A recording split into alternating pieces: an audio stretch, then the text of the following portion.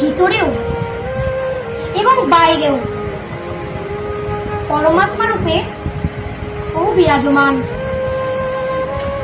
তাই এই জগতে যে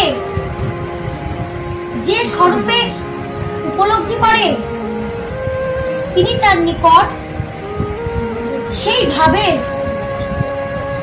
আদান প্রদান করে। যেমন ব্রজগোপিনীর নিকট শ্রীকৃষ্ণ, হনুমানজির নিকট পুরুষোত্তম শ্রীরাম, আর যোগীদের নিকট নিরাকার ব্রহ্মা। যে করে আমার আশ, আমি করি তার সর্বনাশ।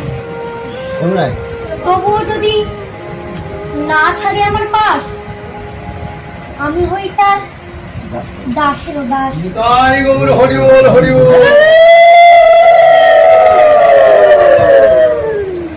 আজ তুমি কোথায়? দেখা দাও প্রভু, দেখা দাও। এই অভাগাকে একবার দেখা দাও। যদি তোমায় মন্দিরে না দেখিতে পাই, কোথায় গেলে পাবো প্রভু? একবার দাও এই অভাগাকে তোমার চরণে ঠাই। জীবনে কষ্ট এলে মনে রেখো, ভগবান কিছু গড়তে গেলে আগে একটু ভেঙে নেয়। যে কাঁদে সে একদিন হাসে। অন্ধকার এলে যেমন আলোর মহিমা বোঝা যায়, সেই রকমই দুঃখ এলে সুখের মহিমাও বোঝা যায়। তাই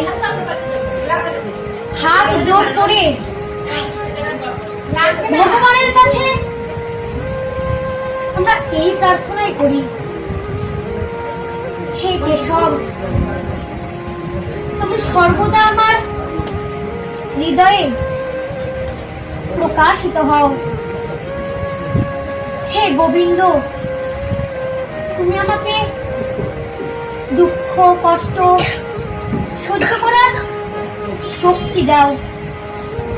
হে মধুসূদন, আমাকে পাপ বাসনা থেকে মুক্ত করো।